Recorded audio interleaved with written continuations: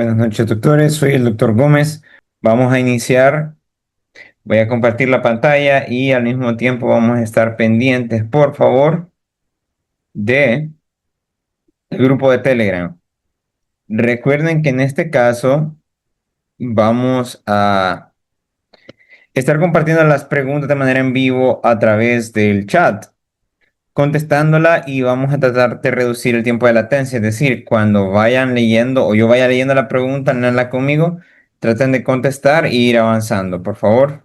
Soy el doctor Isaac Gómez Hernández, soy internista y soy uno de los coordinadores y tutores del curso Corbugenar y vamos a dar inicio con el segundo repaso del módulo de psiquiatría para los temas respectivos de trastorno de ansiedad y depresión. Muy bien, doctores, dirijan su atención al grupo de Telegram y voy a compartir la primera pregunta. La primera pregunta sería, ¿cuál es el tiempo mínimo de evolución de los síntomas requeridos para establecer el diagnóstico de trastorno de ansiedad Ay, pues está generalizada bien, pues. Entonces, estoy según hablando bien de el mañana. DSM-5? Tienen las opciones 4 semanas, 3 meses, 6 meses, 12 meses. Vamos a esperarlos y vamos a continuar. La respuesta correcta, doctores, sería 6 meses. Recuerden que el criterio temporal es lo más importante para diferenciar cuando hablemos de... no, permítame. Me han dicho unos que no he compartido la pregunta. Permítame. Perdón, doctores, ya corrijo eso. Continuando, en cuanto a la respuesta de la primera pregunta que hace referencia al tiempo mínimo de evolución de los síntomas para el diagnóstico del TAC, según DSM-5, la respuesta correcta es la C. Recuerden que para el TAC, en cuanto les pregunten tiempo de síntomas para requerir o que se requiere como criterio diagnóstico, es fundamental establecer el corte de tiempo para diferenciar el trastorno de ansiedad generalizada de reacciones ansiosas agudas que sean transitorias, es decir, que no sea el diagnóstico como tal. Por eso el DSM exige que la preocupación excesiva esté presente más de los que está ausente en un mínimo de 6 meses. De ahí viene la naturaleza porque se ocupa un rango de tiempo tan amplio. Ahora, el criterio A del DSM-5 establece explícitamente que la ansiedad y preocupación excesiva deben producirse en ese lapso de tiempo. ¿Por qué las otras respuestas son incorrectas? A, corresponde a la duración típica requerida para el diagnóstico de trastorno de ansiedad por separación, no el TAC generalizado. El B es un distractor que se utiliza comúnmente, pero saben que es insuficiente para cumplir el criterio diagnóstico de cronicidad y se parece un poco al establecimiento de los síntomas de 2 semanas de evolución, pero aunque diga meses, al ser tan poco, los hace creer que es la correcta. Ahora, la respuesta D, la de 12 meses, es un tiempo estipulado para clasificar remisiones de otras enfermedades psiquiátricas, pero no supera el mínimo de un trastorno de ansiedad generalizado. Además, es demasiado tiempo. Esta pregunta está clasificada como básica, de criterio diagnóstico, es decir, tienen que hacerse. Y aquí les ofrecemos la ubicación del documento para que la corroboren, ¿de acuerdo? Algo que tienen que tomar como recurso para poder recordar o evitar confundirse es que en psiquiatría la temporalidad lo es todo, es decir, los psiquiatras y los médicos en general necesitamos cortes de tiempo para organizarnos y separar y además de establecer diagnósticos. En cuanto al TAC, va a ser igual a 6 meses, mientras que la depresión es mayor de 2 semanas. ¿De acuerdo? Vamos a pasar a la siguiente pregunta que ya les voy a compartir en el grupo. Permítanme un momento. Muy bien. ¿Qué característica clínica fundamental distingue principalmente a la preocupación patológica del trastorno de ansiedad generalizado? Aquí viene lo importante, frente a la ansiedad normal cotidiana. Literal A, la presencia de síntomas disautonómicos. B, su interferencia funcional y difícil control. C, la aparición exclusiva ante situaciones sociales. D, su inicio súbito con sensación de muerte. Vamos a darle un pequeño momento para que respondan y vamos a pasar a la respuesta correcta.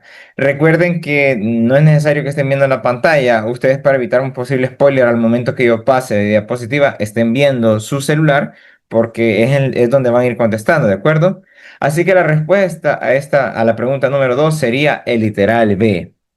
Su interferencia funcional y difícil control. Nos están preguntando la característica clínica, es decir, aquí no ocupamos pruebas de laboratorio ni exámenes en sangre, sino un hallazgo clínico que nos ayuda y nos ayudará a poder hacer una diferencia entre una preocupación de características patológicas del TAC como tal, frente a una preocupación que se puede presentar en una ansiedad normal y cotidiana.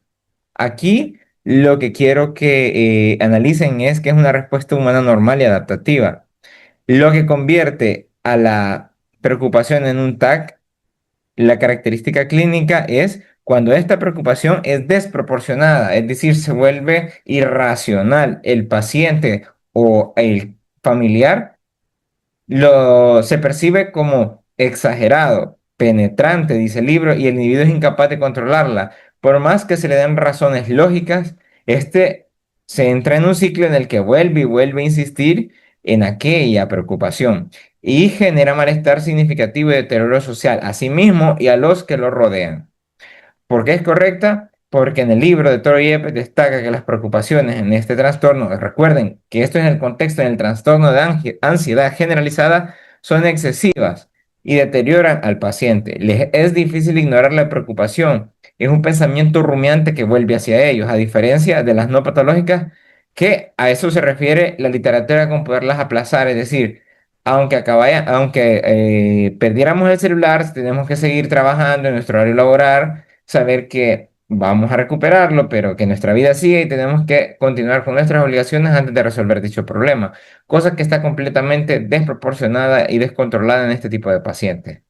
¿Por qué literal A es incorrecto? La ansiedad normal también puede presentarse o presentar leves síntomas disautonómicos ante estrés agudo. La C corresponde a una fobia social, es decir, un trastorno de ansiedad social, no el que nos van a preguntar, no como la ansiedad generalizada. Y la D describe un inicio típico de un ataque de pánico. Ojo con eso, no el patrón crónico y constante de un trastorno de ansiedad generalizado. Esta pregunta sí tiene un poco más de dificultad, está catalogada como intermedia, es una combinación entre clínica y diagnóstico.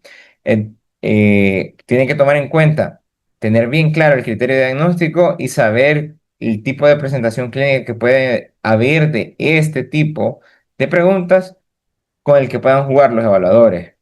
Aquí les presentamos dónde pueden encontrarla para corroborarla y vamos a pasar al recurso pedagógico, que es recordar que la regla práctica en este caso es que la ansiedad normal es aplazable, o sea, bueno, me ocuparé después de esta preocupación y es incontrolable e incapacitante en un paciente con TAC.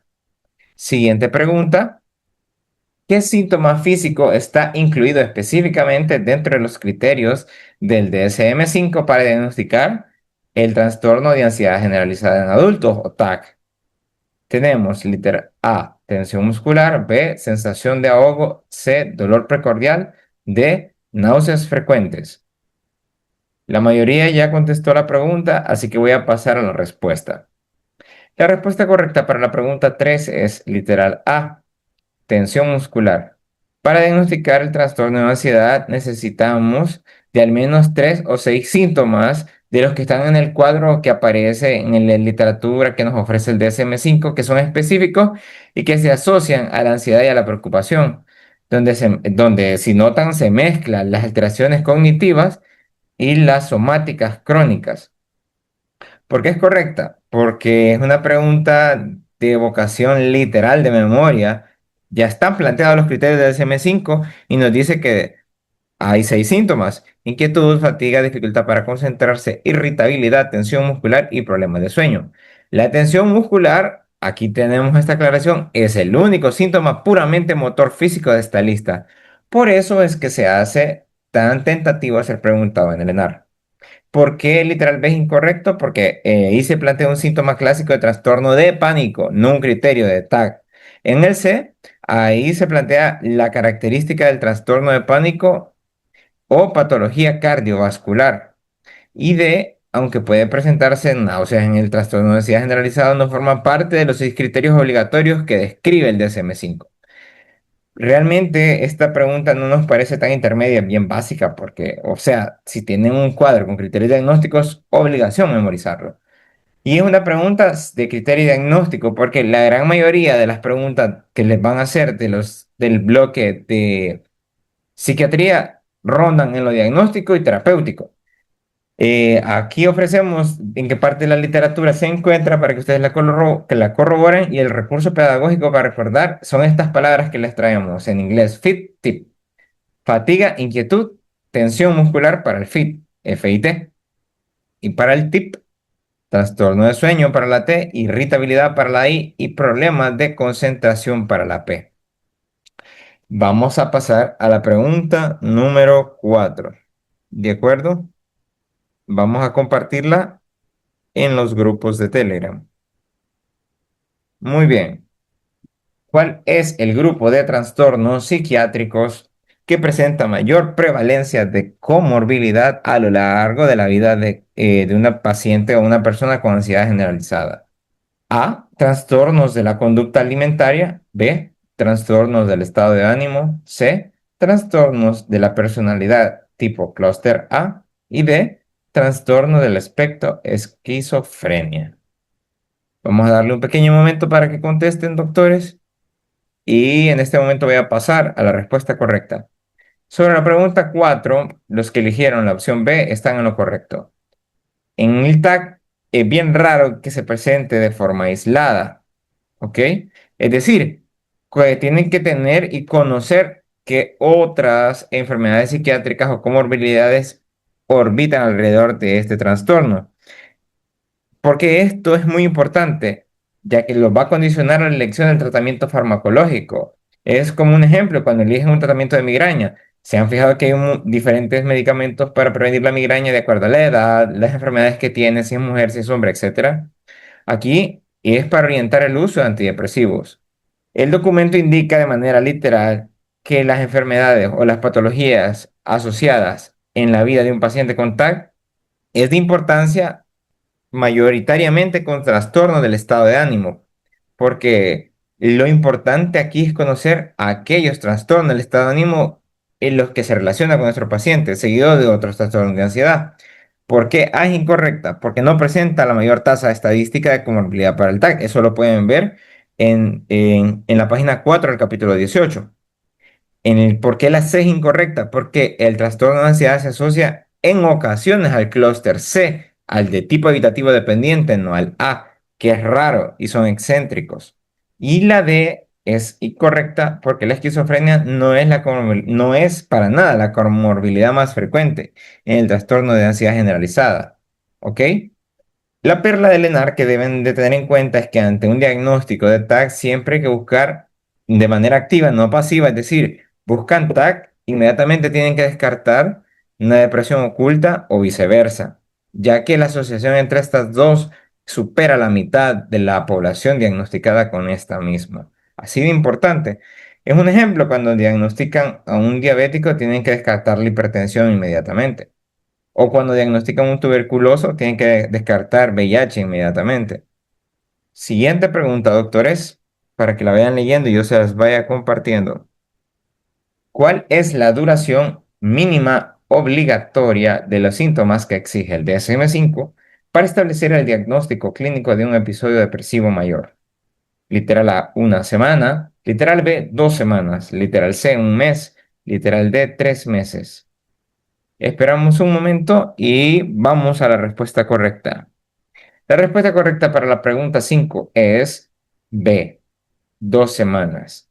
Como lo habíamos mencionado y como han visto en otros trastornos psiquiátricos, el tiempo separa entre un momento o una fluctuación afectiva normal de una patología específica para el caso en esta condición, ¿ok? Es decir, preguntarle al paciente en qué momento aparecieron sus síntomas, los va a poder rápido ubicar entre si son síntomas afectivos o temporales o una condición patológica como tal. 2 semanas continuas representan el umbral clínico estandarizado para establecer el diagnóstico de un episodio depresivo mayor. El literal, el Toro Yepes, que es la literatura que utiliza El ministerio, para este caso, describe, y abrimos comillas, es decir, citamos, la característica fundamental del episodio depresivo mayor es un periodo de por lo menos 2 semanas durante la cual existe ya sea un ánimo deprimido o la pérdida del interés, que es la anedonia. La respuesta es incorrecta porque una semana es el tiempo requerido para el diagnóstico de un episodio maníaco no depresivo. La C es incorrecta porque un mes es el tiempo para el diagnóstico de un trastorno de estrés postraumático. Y en la D no corresponde a los criterios temporales que se establece para el DSM-5 en cuanto al episodio depresivo mayor. Esta es una pregunta sumamente básica, ¿de acuerdo? De criterio diagnóstico, como pueden ver. El recurso pedagógico lo pueden observar, va a ser 1 semana manía, 2 semanas depresión, 1 o 2 años distimia o ciclotimia. Tengan en cuenta eso, la depresión es la de 2 semanas. Recuerden que estas diapositivas serán compartidas para que todos puedan verlas con tranquilidad. Y vamos a pasar a la siguiente pregunta. Ya se las comparto. Muy bien, ¿cuál de los siguientes se considera un síntoma clínico cardinal y estrictamente necesario para diagnosticar un episodio depresivo mayor? Literal A, ideación suicida estructurada. Literal B, alteración del ciclo vigilia-sueño. Literal C, retardo psicomotor severo. Literal D, pérdida del interés o placer, que es la anedonia que les había mencionado previamente. Vamos a dejarle un momento para que contesten todos. Y listo, pasamos a la respuesta de la pregunta 6. La respuesta correcta es la D. Un paciente puede tener múltiples síntomas somáticos y neurovegetativos, pero el diagnóstico, doctores, de depresión siempre les va a exigir la presencia de por lo menos uno de los dos síntomas importantes o nucleares que van a ser ánimo deprimido o anedonia. En otras literaturas, a estos dos síntomas les llaman los síntomas mayores. Por lo menos tiene que haber uno de los dos mayores, o ánimo deprimido, tristeza o anedonia, que es la pérdida del interés o placer. El libro nos indica que para diagnosticar el episodio depresivo mayor debe existir ya sea un ánimo deprimido o la pérdida del interés en todas o casi todas las actividades. Esa es la forma en la que la describe la literatura. Posteriormente, se denomina a esto el otro síndrome cardinal. El que más utilizan en el ENAR siempre va a ser la anedonia y se las pueden presentar desglosadas, es decir, el paciente describe que ya no disfruta su comida favorita, su serie favorita, ya no se siente bien con su pareja, pierde el interés por el sexo, etcétera. ¿Por qué son incorrectas la A? Porque ahí la ideación suicida estructurada es un síntoma de gravedad, pero no es un síntoma para realizar el diagnóstico. En cuanto a la B, la alteración del ciclo vigilia-sueño, el insomnio o la hipersomnia son criterios adicionales, pero no son el síntoma cardinal, ojo, cardinal obligatorio para diagnosticarlo. Y en cuanto a la C como error, el retardo psicomotor severo es un criterio diagnóstico adicional, pero no en el paciente. Puede tener depresión sin presentarlo, es decir, no es obligatorio. Y aquí sí nos preguntaban un síntoma cardinal obligatorio para diagnosticarlo. Esta es una pregunta de dificultad intermedia, de tipo clínico diagnóstico, donde el recurso pedagógico para recordarlo es, recuerden, dos síntomas mayores, ánimo deprimido o anedonia, tienen que estar presentes y tienen que ser la puerta de entrada, más los cuatro síntomas adicionales, no se confundan para establecer dentro de la temporalidad el diagnóstico de episodio depresivo mayor. Pasamos a la siguiente pregunta. La pregunta 7 describe cuál es el síntoma de tipo doloroso que se presenta con mayor frecuencia como manifestación somática inicial en los pacientes deprimidos. Literal A, dolor lumbar crónico. Literal B, cefalea. Literal C, dolor articular. Y literal D, dolor abdominal difuso. Vamos a dar un pequeño momento para que contesten y vamos a pasar ahora al desarrollo de la respuesta. La respuesta correcta para la pregunta 7 es el literal B, la cefalea. Muchos pacientes, doctores, que van a atender ustedes con depresión, van a consultar, no siempre, pero dentro de sus síntomas somáticos iniciales, a menudo van a aparecer con cefalea que va a funcionar como una máscara.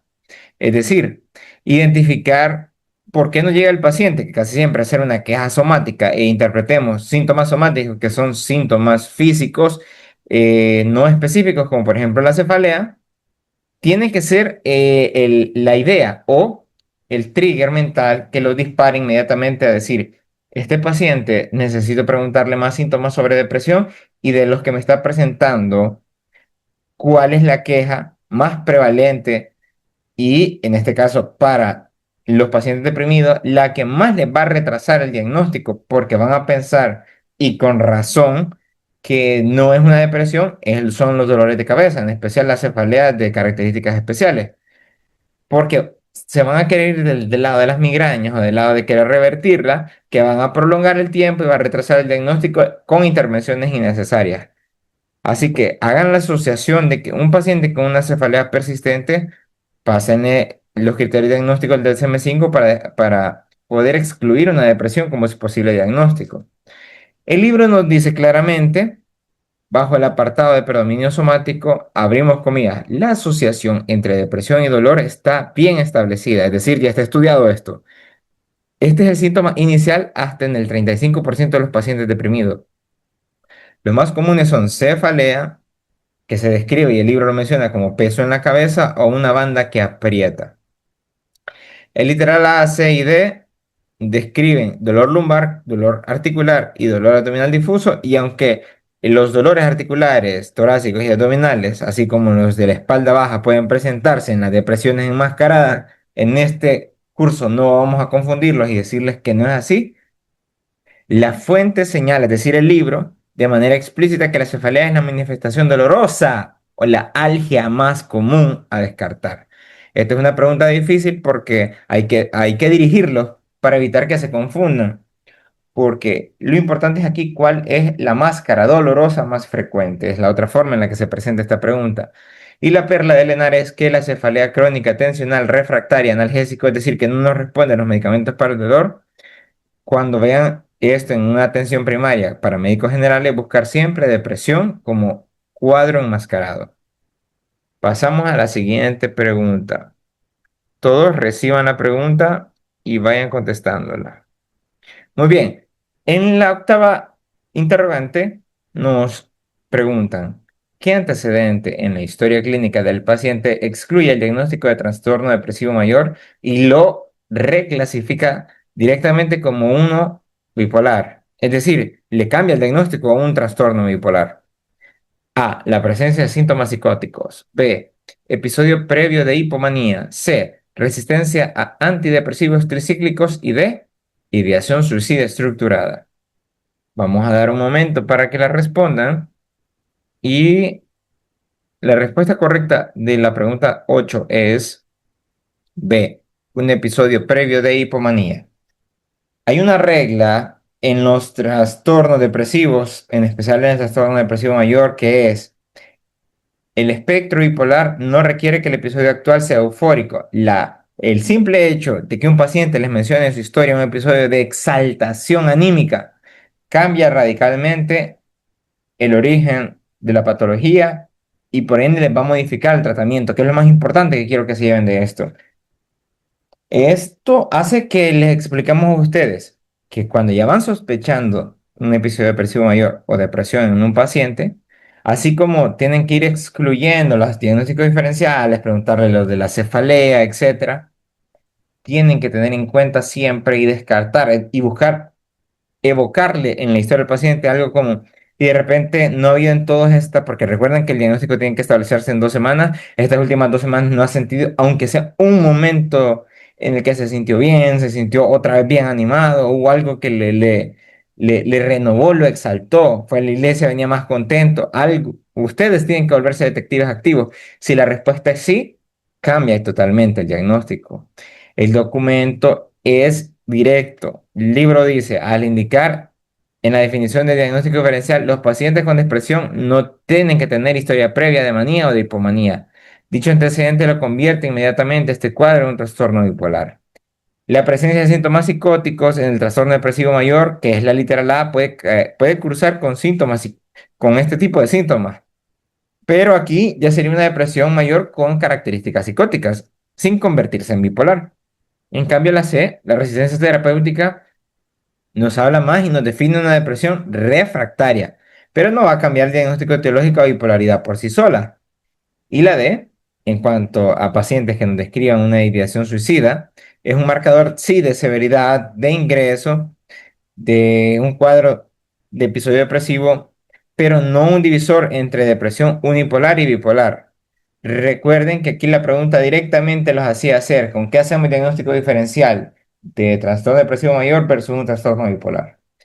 Siempre recuerden que ante un diagnóstico de depresión, preguntar por fases previas de exceso de energía o falta de necesidad de dormir, que son las otras formas en las que pueden reorientar la historia clínica para tener una historia de manía o hipomanía que nos va a cambiar el diagnóstico de depresión a bipolar, hasta que se demuestre lo contrario. Vamos a pasar a la siguiente pregunta. ¿Qué enfermedad autoinmune presenta una prevalencia significativamente mayor en pacientes con trastorno de ansiedad generalizada en comparación con la población general? Literal A, síndrome de Sjögren. Literal B, lupus eritematoso sistémico. Literal C, artritis reumatoide. Y literal D, esclerosis múltiple. Como veo que ya todos han contestado la pregunta, voy a pasar directamente a la respuesta de la novena interrogante, que sería síndrome de Sjögren. Aquí tomen en cuenta la asociación que quiere hacer los evaluadores sobre las comorbilidades asociativas que hay en este trastorno. El TAC tiene un fuerte componente de diagnóstico diferencial médico y las comorbilidades autoinmunes y endocrinas son las dos tipos de patología que más les van a preguntar asociados a él. Ahora, el libro, como para los que pudieron estudiar y para los que fueron guiados durante el curso, es decir, vieron los videos, asocia y destaca que en la enfermedad de Graves y el síndrome de Sjögren como condiciones que se presentan con una frecuencia significativamente superior en pacientes con TAC. El literal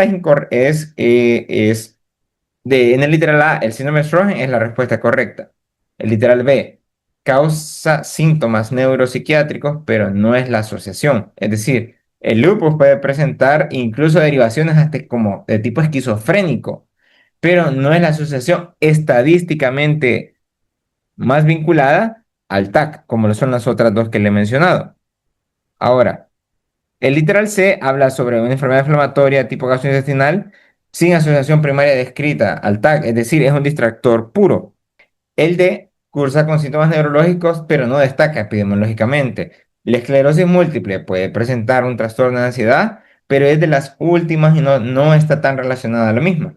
Por ende, en cuanto a perlenar la ansiedad grave, por ejemplo, ahí viene la mnemotécnica.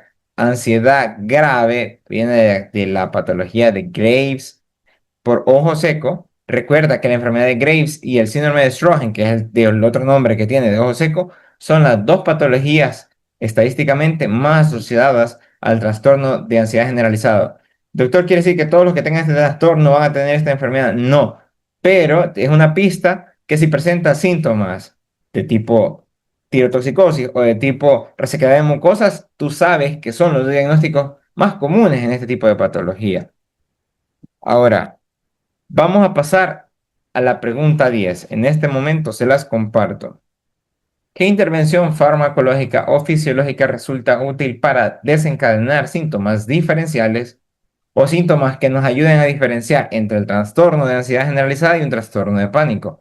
Literal A, infusión intravenosa de lactato. Literal B, supresión rápida con dexametasona. Literal C, estimulación con hormona liberadora de tirotropina. Y literal D, inyección subcutánea de epinefrina. Veo que esto lo han contestado sumamente rápido, así que vamos a pasar a la respuesta. Que evidentemente era la A. Esta ya la habían notado y sí, ya les voy a explicar por qué tienen esa familiaridad o esa duda de por qué estamos repitiendo preguntas, cosa que en realidad no es así, no de manera literal, pero analicemos. Una pregunta que orienta al evaluador y al médico que está siendo evaluado a saber si tiene el conocimiento para poder diferenciar un trastorno de ansiedad generalizado de un trastorno de pánico y de qué herramientas se puede valer para realizar esa diferenciación. Los pacientes con trastorno o cuadros de pánico tienen una sensibilidad, doctores, particular al lactato y a una prueba con dióxido de carbono, porque si le colocan eso a este tipo de pacientes, es decir, a los pacientes con trastorno de pánico, van a desencadenarles ataques agudos de alarma y de ahogo. Y eso les va a servir, no es que se recomiende hacerlo, pero se sirvió para diferenciar rápidamente entre uno y otro. Y esta es una pregunta meramente teórica, no es algo que se haga de manera práctica y sirve como modelo experimental que hace una gran diferencia a lo que se observa entre una patología en la otra. ¿Por qué literal B, es decir, la supresión con dexametasona es incorrecto? Porque utilizarse medicamentos para evaluar el eje HPA que está ligado a un trastorno depresivo mayor, ojo con eso. El literal C, la estimulación con hormona liberadora de tirotropina, evalúa anomalías del eje tiroideo y es algo que está indicado en endocrinología para relacionarlas con depresión. Ahora, el literal D es incorrecto porque genera una respuesta simpática global, es decir, el utilizar epinefrina en el paciente, pero no es la inducción específica al estado de pánico que vamos a encontrar en lugar de ponerle lactato o dióxido de carbono. Ahora, la regla práctica. ¿Ven que les trajimos la ilustración de un bote de leche? El lactato, es decir, relaciónenlo con leche, asusta al paciente con pánico, pero no al paciente con TAC. La teoría del ahogo es exclusiva del pánico. ¿Oyeron? Muy bien, vamos a pasar a la pregunta 11. La pregunta 11 dice, tras iniciar un tratamiento psicofarmacológico, ¿cuál es el tiempo máximo recomendado para el tratamiento de sostén en pacientes con trastorno de ansiedad generalizada? Literal A, hasta 6 meses, B, 12 meses, C, hasta 18 meses y D, hasta 24 meses. La respuesta correcta, porque muchos estoy notando que la están contestando y ya están todos, es, la respuesta correcta es la C. El manejo farmacológico del TAC no debe limitarse a la resolución del cuadro agudo, porque tienen que entender, doctores, que un TAC es una enfermedad crónica.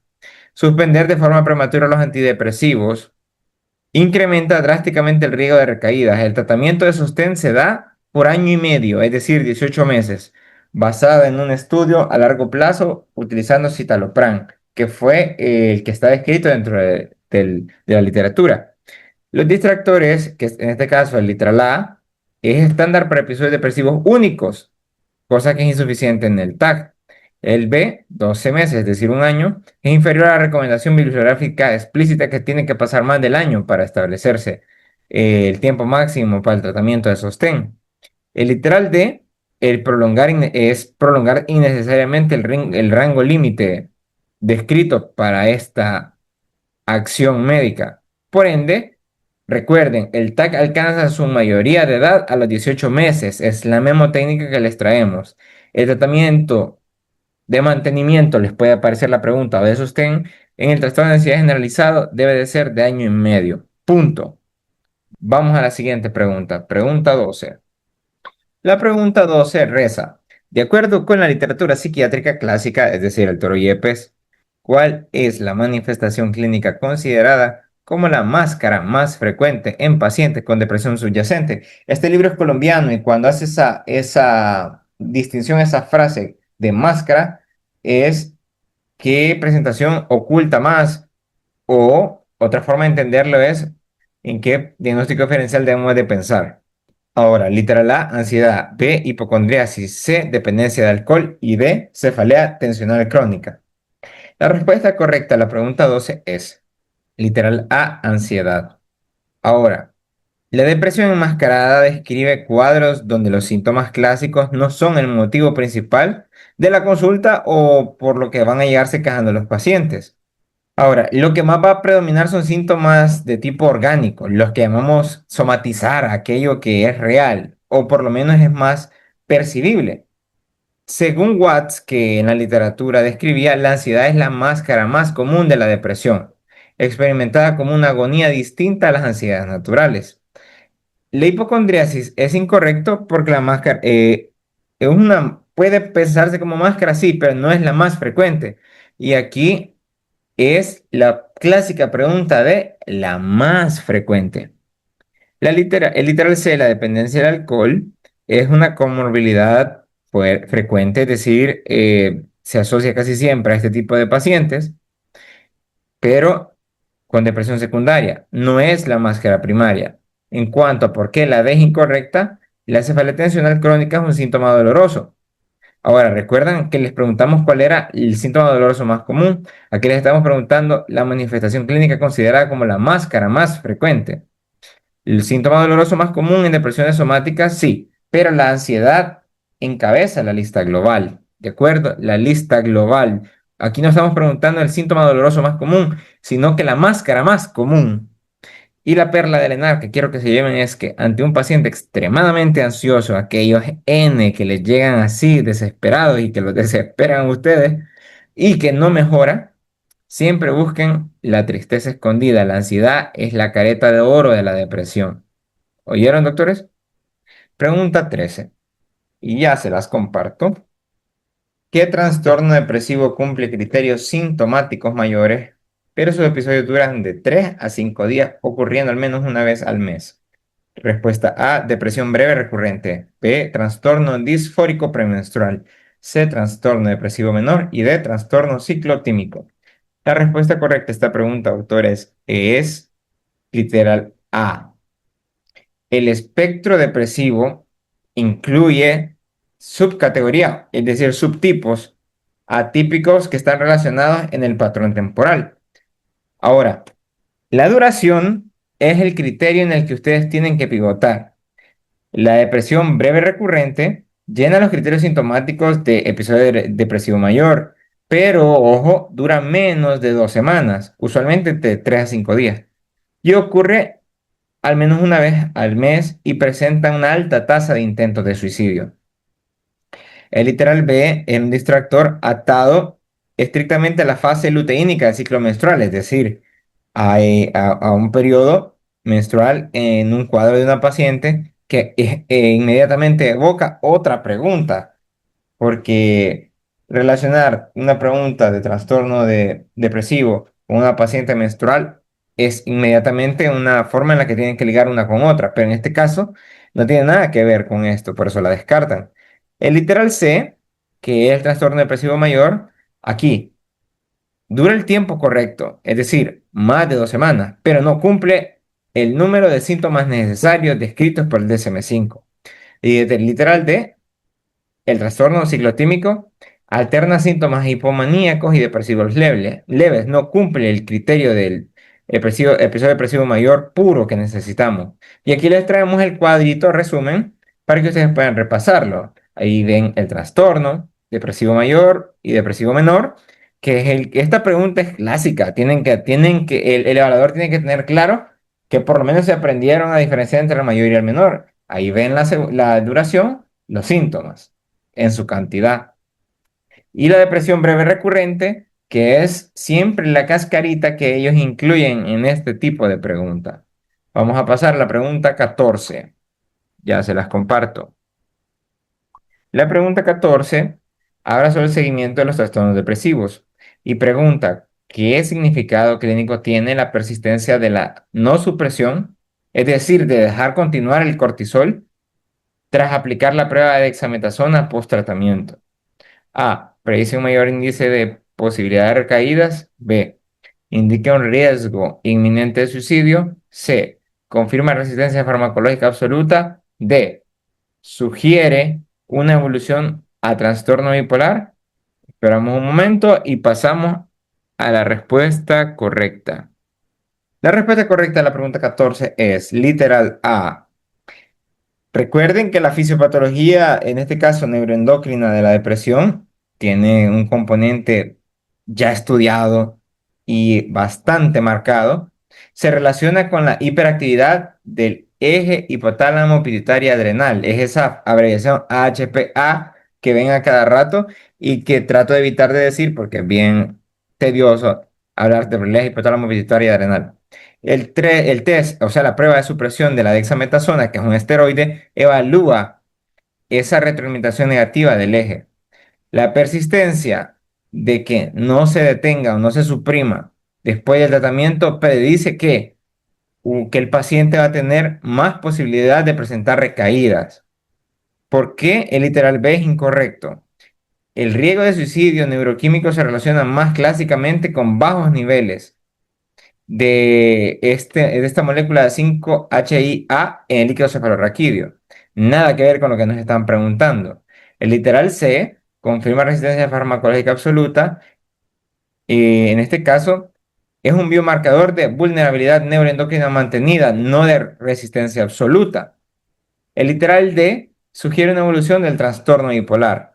¿Y por qué eso está malo? La evolución a bipolaridad que cambie entre un diagnóstico y otro se liga al uso de antidepresivos y factores genéticos, no a esta prueba de dexametasona. Siempre que aparezca en el examen, y esta es una pregunta clasificada como difícil, se ha hecho y lo que necesito que quede claro es que si los hacen utilizar la prueba de dexametasona, lo que quieren probar es que falle la supresión del eje, ¿de acuerdo? Y eso significa que el paciente va a tener recaídas durante su tratamiento.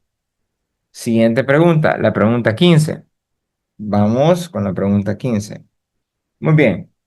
¿Cuál de los siguientes fármacos antidepresivos ejerce su efecto terapéutico predominantemente mediante la inhibición selectiva de la recaptación de dopamina? Literal A, bupropión; literal B, venlafaxina; literal C, mirtazapina; y literal D, nefazodona. La respuesta correcta a la pregunta 15 es el literal A, el bupropión.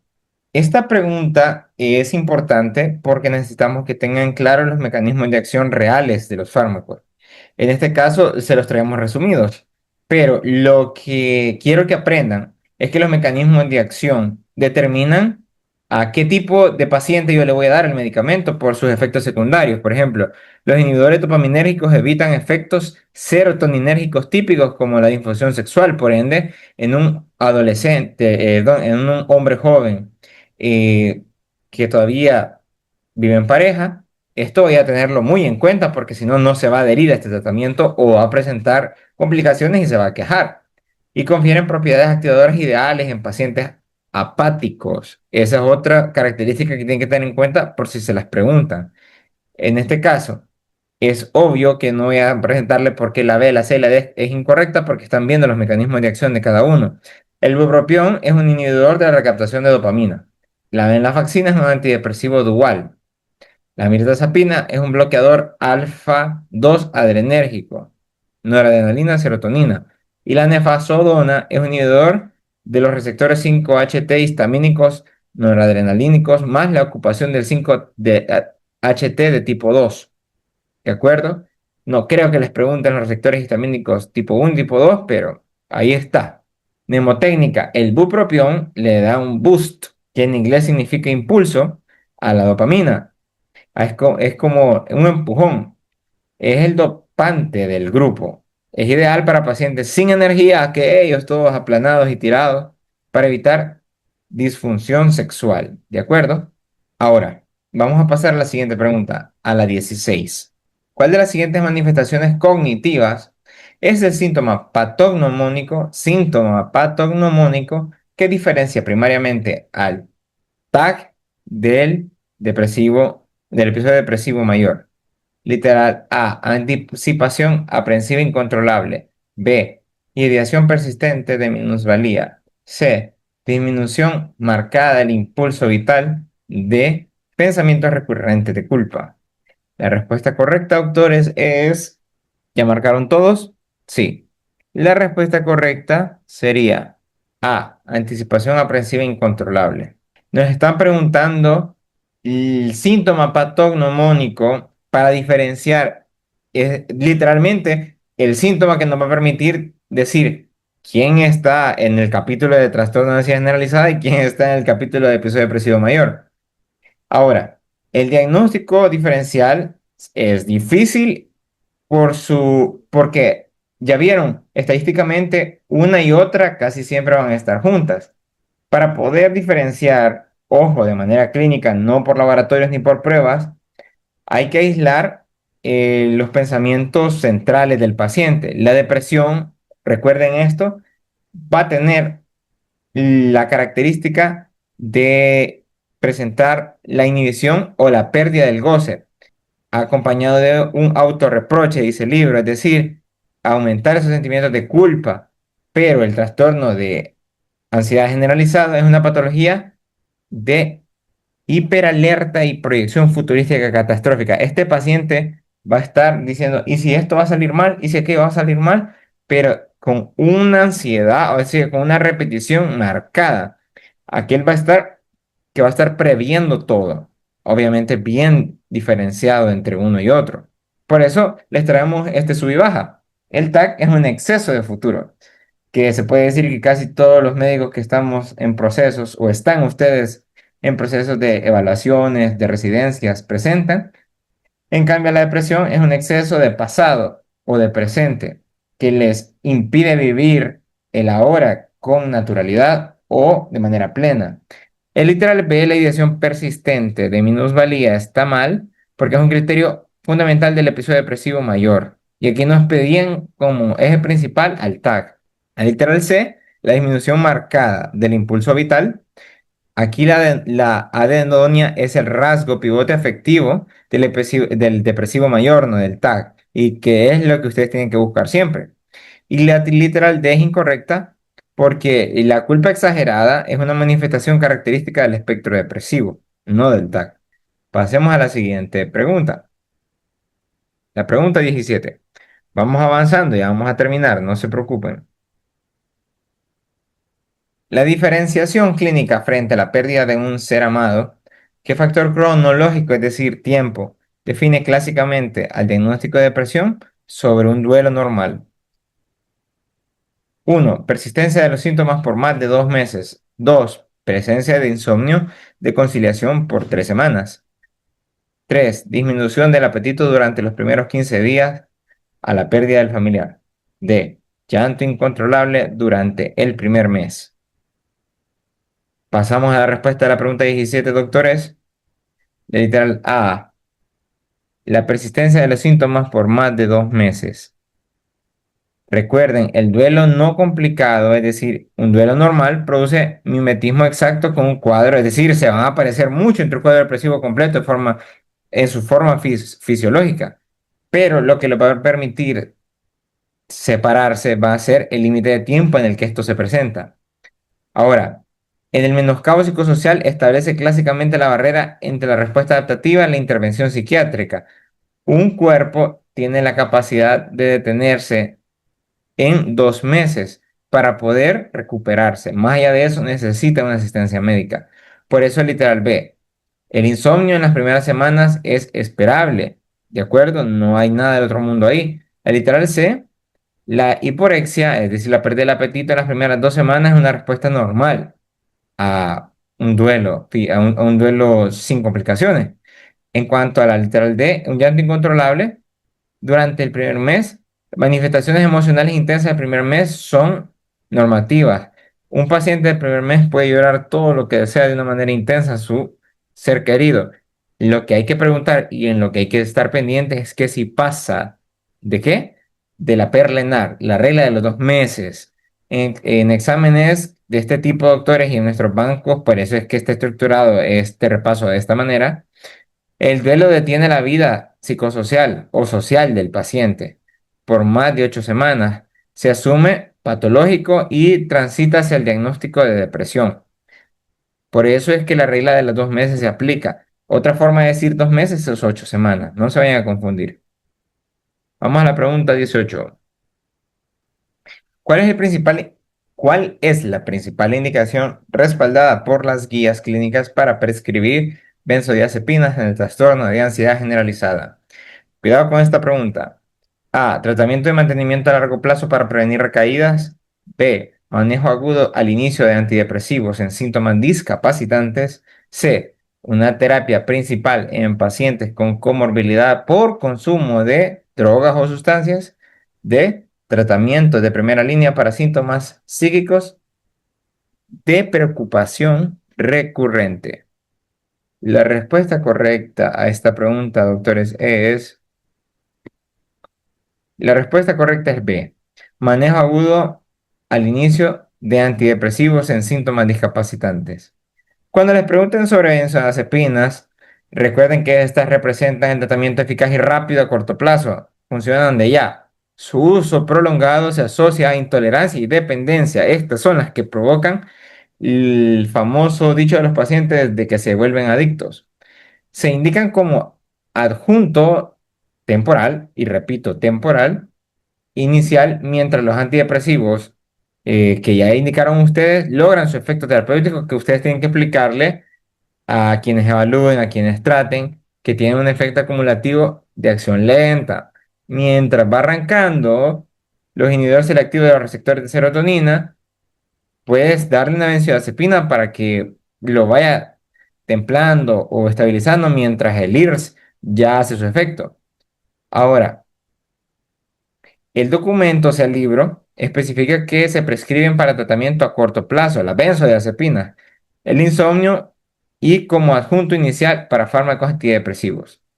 Ahora, la A es incorrecta debido a que su uso largo es controversial y no se ha recomendado como un tratamiento de rutina. El C generalmente se asocia con contraindicaciones en pacientes con antecedentes de consumo de sustancias, porque si ya sabemos que el paciente tiene tendencia a la adicción y le damos benzodiazepinas, es un resultado fantástico para hacerlo aún más dependiente. El D son menos efectivas para síntomas psíquicos de preocupación, destacando su uso para la hiperactivación autonómica, es decir, las benzodiazepinas no nos sirven en pacientes con síntomas de preocupación, de acuerdo, en especial de características psíquicas. Esta pregunta es difícil, es nacida de una pregunta parecida que se usó en uno de los escenarios anteriores, y lo que tienen que usar como recurso pedagógico es las benzodiazepinas es igual a breve, B o benzodiazepina breve, y de otra vez usando la B como recordatorio y de base, puente temporal, pero nunca destino final, nunca de mantenimiento. Vamos a pasar a la pregunta 19. En este momento les estoy compartiendo la pregunta. Ok, ¿cuál es el pronóstico a largo plazo esperado en un paciente con trastorno de ansiedad generalizada que no recibe tratamiento médico ni psicológico? Literal A, remisión espontánea total de los síntomas en los primeros 12 meses, es decir, un año. Literal B, transformación inevitable hacia trastorno bipolar de ciclado rápido. Literal C, persistencia sintomática a los 3 años en 80%. Literal D, deterioro cognitivo progresivo asimilable a demencia frontotemporal en 5 años. La respuesta correcta es, doctores, C. La persistencia sintomática a los 3 años aparece en el 80%. La pregunta hablaba sobre pronósticos a largo plazo, es decir, lo que los pacientes generalmente preguntan y quieren escuchar en un paciente con el TAC y que ustedes pueden, al explicarle el tratamiento al paciente, condicionarlos qué les va a pasar si no lo hacen. En el trastorno de ansiedad, que es una patología crónica, doctores, con periodos que oscilan entre la estabilidad y periodos de descompensación o exacerbación, como quieran ustedes llamarlo, especialmente cuando el paciente está bajo estrés, la resolución espontánea es muy rara sin que nosotros intervengamos como médicos, es decir, el texto dice que solo un 80% de los pacientes con TAC sin tratamiento persisten con los síntomas al menos 3 años después del inicio. Ahora, el literal A es incorrecto, porque solo una minoría experimenta la remisión y rara vez es espontánea al primer año, por lo cual no vamos a esperar eso y hay que explicárselo a los pacientes. B, aunque hay comorbilidad afectiva, el trastorno de ansiedad no evoluciona inherentemente, o es decir, no se vuelve siempre un trastorno bipolar, eso es lo que lo hace incorrecto. El literal D, no existe evidencia documentada en el libro, en especial en esta bibliografía, de evolución de un cuadro de demencia frontotemporal, es decir, esa era un distractor puro el que les metimos. Esta es una pregunta sobre pronósticos y lo que tienen que recordar es, Perlenar, el TAC sin tratamiento tiene la regla del 83, es decir, 80% sigue enfermo a los 3 años. Y nosotros como médicos y ellos como pacientes se tienen que preparar para una patología de difícil manejo con alta probabilidad de recaídas. Pasamos a la pregunta 20, ya para terminar. Solo eso nos dice el doctor Gómez, ya para terminar.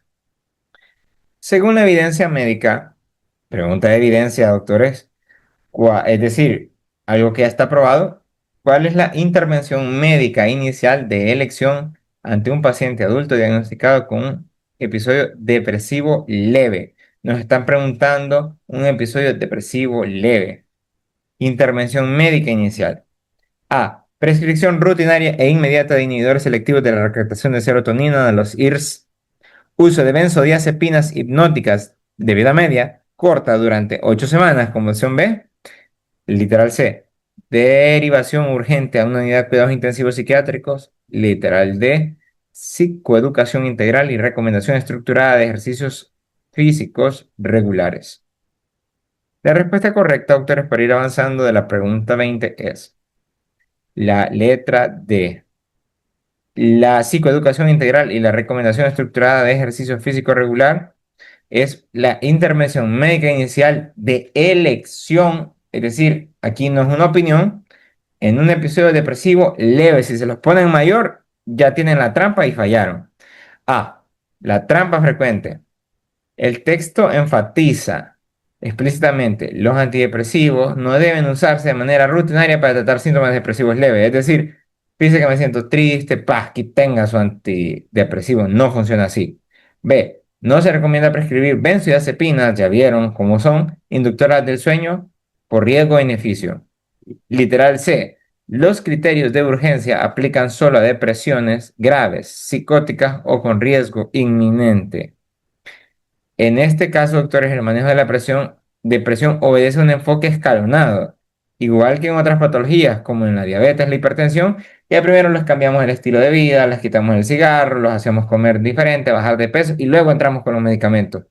Los episodios depresivos leves tienen una alta tasa de respuesta a intervenciones no farmacológicas. Dicho de otra manera, si logras diagnosticar uno leve, tenés la certeza de que con medidas sin medicamentos te va a responder.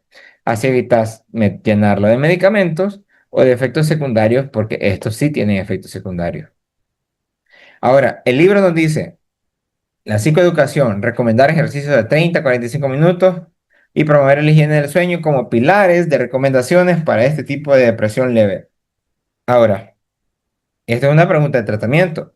El recurso pedagógico para recordar va a ser en depresión leve, sudar y educar antes de medicar. Esa es la rima.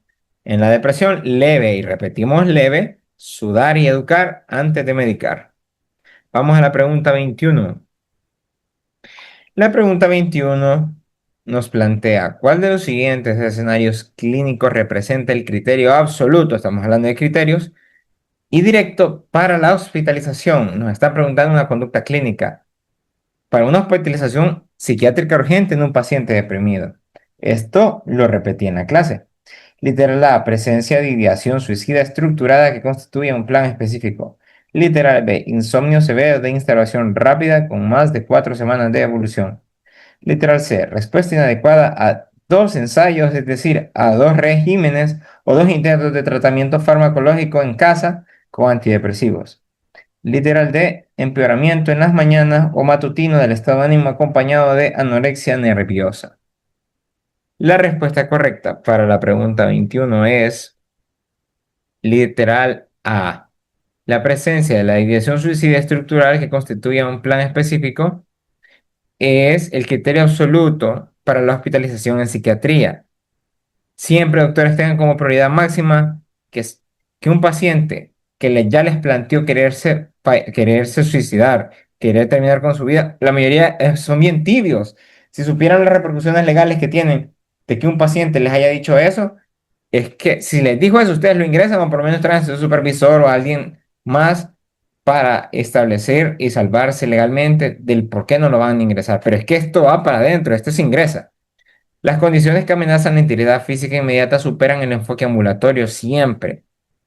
Bajo los criterios formales de hospitalización, el texto lista en primer lugar la ideación suicida estructurada, y con estructurada es que les diga, fíjate que yo estuve pensando en agarrar un lazo y tirarlo en la ventana o en la hamaca de mi casa porque ya no quiero vivir. Suficiente como para que ya tenga vacaciones en el hospital. Ahora, ¿por qué las opciones que les pusimos son incorrectas? La B es porque un insomnio severo justifica el uso de medicamentos hipnóticos en casa, pero no, o sea, que el paciente, no vamos a ingresar al paciente solo porque no puede dormir. C, la refractariedad amerita cambio de fármacos duales o potenciación de los que ya tiene antes de un ingreso, pero no es un criterio directo a que con solo que presente eso lo vamos a ingresar. Literal D. Son características somáticas melancólicas que predicen buena respuesta farmacológica, no hospitalización obligatoria. ¿De acuerdo? El temperamento matutino, el estado de ánimo acompañado de anorexia nerviosa son características que predicen buena respuesta a los medicamentos, no que lo vas a dejar ingresado. ¿De acuerdo? Esta pregunta les va a salir, así que no la fallen. La tríada de hospitalización depresiva es que el paciente les mencione quererse suicidar, que presente síntomas psicóticos o que presente síntomas, menciones o conductas que pongan en riesgo su vida.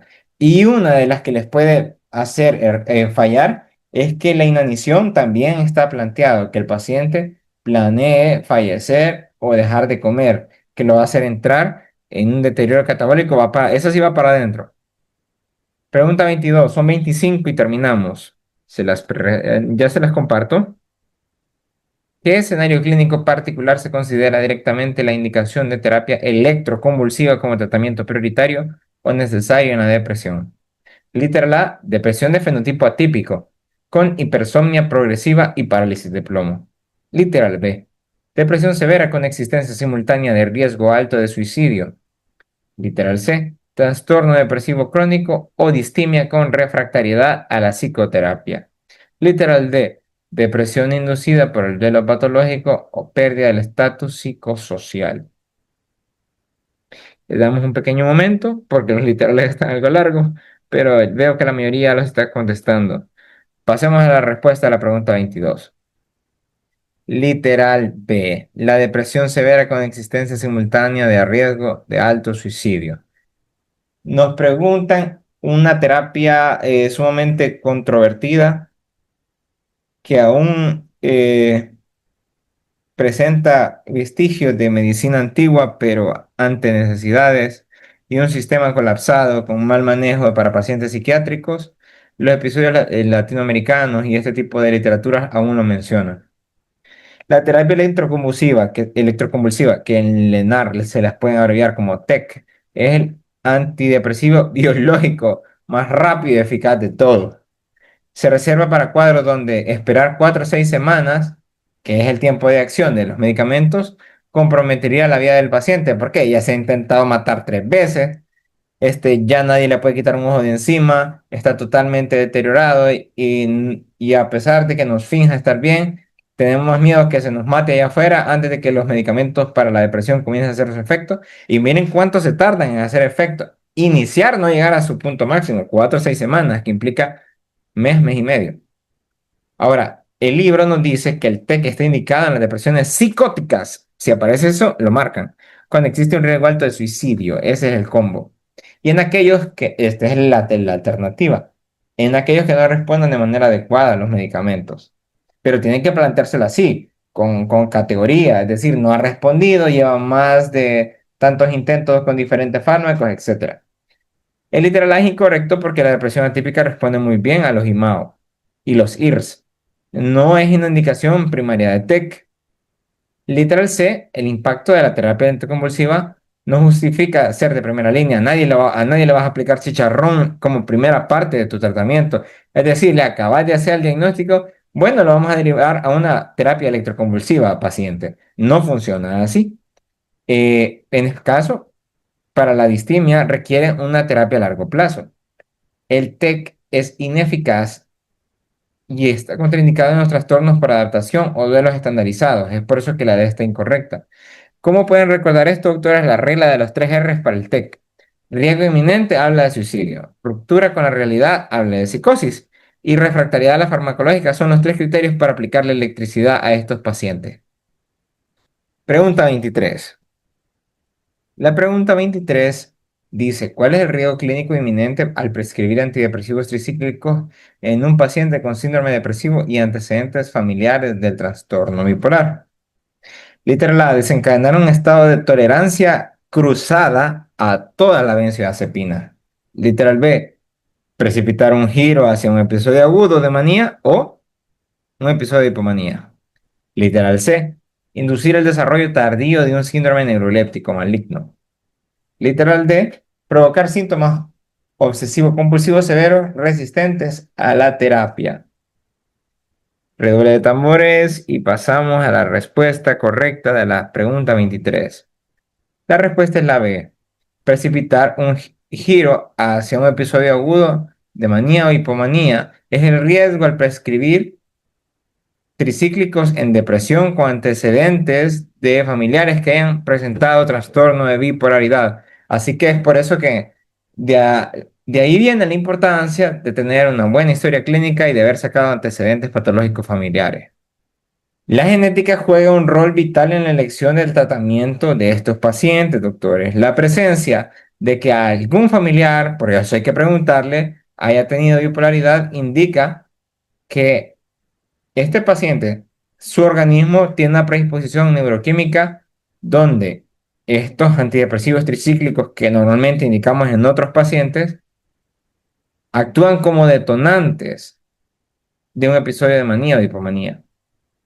El libro nos dice, ante un historial de bipolaridad, los tricíclicos están otra cosa, miren, si la pregunta se les plantea como es una contraindicación absoluta o relativa, va a ser relativa, ya que más frecuente pueden precipitar manía o hipomanía. No es que siempre la van a presentar, pero lo preferible y lo contestable es que la deriven, no lo utilicen. ¿Por qué? El A es incorrecto. La intolerancia al combinar o al cruzar el medicamento con GABAéricos como benzodiazepinas, alcohol, ahí es donde se presenta, no con los tricíclicos. El literal C, el síndrome neuroléptico maligno es una complicación aguda de los antipsicóticos, no de los medicamentos tricíclicos, antidepresivos tricíclicos, no lo quiero repetir tanto. El literal D habla sobre que los tricíclicos, como la clomipramina, se usan para tratar síntomas obsesivos, pero no es que estos la van a inducir. Es por eso que son las trampas de esos tres planteamientos que le hicimos. ¿Cómo recordar? La trampa tricíclica, el tricíclico más la genética o el antecedente de bipolaridad es un interruptor de la manía. ¿De acuerdo? Pasemos a la pregunta 24, la penúltima de todas. La pregunta describe qué grupo de medicamentos de uso frecuente en la consulta general está fuertemente asociado a la producción fisiológica de cuadros depresivos secundarios severos. Literal A, los inhibidores de la bomba de protones y los antiácidos convencionales. Literal B, los medicamentos hipotensores centrales de tipo sistémico como la clonidina y la reserpina. Literal C, antihistamínicos antagonistas de los receptores H1 de segunda generación. Literal D, antibióticos betalactámicos tipo cefalosporinas y macrólidos respiratorios. Esta es un poco más difícil, ¿verdad? Vamos a darle un momento y vamos a pasar a la respuesta correcta de esta pregunta. Y la respuesta correcta de la pregunta 24 es el literal B. Los hipotensores centrales sistémicos como la clonidina y la reserpina producen cuadros depresivos secundarios severos. Y de hecho, por eso estos medicamentos casi no los ven y son muy difíciles de conseguir en las farmacias. Algunos incluso han salido del cuadro básico de medicamentos. Ahora, analicemos. La depresión orgánica iatrogénica, es decir, la que provocamos nosotros como médicos, es una causa secundaria común y que puede revertirse. Altera directamente las vías de neurotransmisión monoaminérgicas en el sistema nervioso central. Es por eso que todos los antihipertensivos, los que tienen acción central, son los que están relacionados con esta. ¿Por qué la respuesta? Vamos a hablar sobre las tablas. Por cierto, esto aparece en la tabla de antidepresivos que se relacionan con los medicamentos. ¿Oyeron? Porque la opción A es incorrecta. Los protectores gástricos no cruzan la barrera hematoencefálica. Solo con eso ya tienen una idea de por qué no son. para depletar los neurotransmisores. El literal C, los antihistamínicos causan somnolencia, como pueden saber todos aquellos medicamentos para la gripe, pero no inducen un síndrome depresivo mayor. Literal D, las sulfas, a las que siempre son las culpables, e isoniazida inducen depresión, pero no las cefalosporinas o los macrólidos respiratorios, que todo eso estaba en la misma pregunta. Es decir, aunque sea parcialmente correcto por mencionarse, pero como estaban las cefalosporinas incluidas en en la posible respuesta, eso la hacía incorrecta. La tabla 12.2 en el capítulo de la Toro Yepes de depresión ahí hace un listado de los medicamentos que más se asocian a la depresión. Ahí es donde van a encontrar la clonidina, metildopa, propanolol y la reserpina. El recurso para recordarlo, doctores, es la misma técnica visual. Las medicinas que bajan la presión sanguínea a menudo bajan también la emoción. Y la última pregunta, antes de mandarlos a descansar o a estudiar, es, ¿qué factor clínico permite diferenciar con precisión diagnóstica un trastorno de adaptación con síntomas depresivos de un episodio depresivo mayor patológico? Literal A, aparición aislada de síntomas ansiosos de predominio autonómico periférico. Voy a hacer unas pequeñas pausas para que dijeran estos literales que son largos. B, resolución clínica definitiva al eliminar el estrés causante del cuadro. Literal C, presencia documentada de familiares consanguíneos de primer grado que hayan presentado suicidio. Literal D, clara respuesta sintomática inmediata tras iniciar una terapia electroconvulsiva. Y queridos doctores, la respuesta correcta de la pregunta 25 es la letra B. La resolución clínica definitiva al eliminar el estrés causante del cuadro es el factor clínico que ustedes tienen que utilizar para diferenciar un trastorno de adaptación del tema del ENAR, que es el episodio depresivo mayor. Ahora, analicemos juntos. El trastorno de adaptación tiene una dependencia causal directa con estrés y un límite temporal muy pequeño y definido para su recuperación una vez que quites el factor estresante. El libro menciona que la identificación de la causa y la desaparición de la depresión al eliminar cualquier estresor o al lograr una mejor adaptación confirma el diagnóstico. El literal A es incorrecto porque el trastorno de adaptación puede tener un componente depresivo. No está obligado a ser ansioso. El literal C, la carga genética, es decir, que existan esos antecedentes el antecedente de consanguíneo de primer grado con suicidio, nos hace sospechar de depresión mayor o una enfermedad bipolar primaria, mas no así diferenciarlo de un trastorno de adaptación. El literal D, la querida terapia electroconvulsiva, no tiene ninguna indicación, ni pinta, ni huele, ni hiere, no tiene eficacia biológica demostrada en un trastorno adaptativo psicosocial. Recuerden que aquí, a pesar de que nos pregunten sobre un episodio adaptativo, la pregunta pivota sobre cómo diferenciarlo de un trastorno depresivo mayor. Por eso es que tienen que tener claras las características de este, porque es eso lo que les van a preguntar en el ENAR. El recurso para recordarlo es, muerto el perro, el estresor, se acaba la rabia, los síntomas. Si el problema social es la novia, el examen o, qué sé yo, que su equipo favorito se vaya a ser eliminado del mundial, si esto se resuelve y presenta resolución de los síntomas, entonces ahí tienes tu diagnóstico diferencial. Doctores, aquí tenemos una tabla resumen de alto rendimiento para el ENAR de psiquiatría. Este, aprovechando hacer este aviso que tengo a los dos grupos presentes, queremos verificarles, no a ustedes, sino que entre los staffs del curso, informarles si la siguiente sesión va a avanzar directamente ya al módulo de salud pública debido a que notamos que dominan bastante bien el módulo de psiquiatría. La explicación de por qué varias preguntas se parecen es porque una de las cosas que queremos y objetivos internos del curso es garantizar que las preguntas que se preguntan siempre no se fallen. Y al hacer esto, por lo menos creamos un precedente de que se los preguntamos dos veces, no pueden fallarlo, ya su cerebro lo registra y si las aparece en el examen, no van a ser lo clásico de otros cursantes que se confían y no repasan las preguntas clásicas que nosotros les sugerimos y erran en el examen. ¿De acuerdo? Esa es la naturaleza de por qué es que hay preguntas que se parecen y vienen siendo lo mismo que en esencia lo es, pero al mismo tiempo no lo es, porque cambiamos literales, enfoque de la misma pregunta. Ahora, vamos a avisarles a lo largo del día de mañana si el día viernes continuamos con el bloque de psiquiatría y no se preocupen, que si es así vamos a mandar una nueva imagen y modificar todo el calendario para adelantarlo y pasar ya al módulo de salud pública que engloba tuberculosis y dengue, debido a que, como ya dije, vemos buenos resultados para el módulo de psiquiatría y eso nos alegra y nos hace pasar al siguiente módulo, ya que el último módulo, el de medicina interna es muy largo y ocupamos afianzar varias cosas ahí todavía. Sin más que agregar, doctores, voy a finalizar esta presentación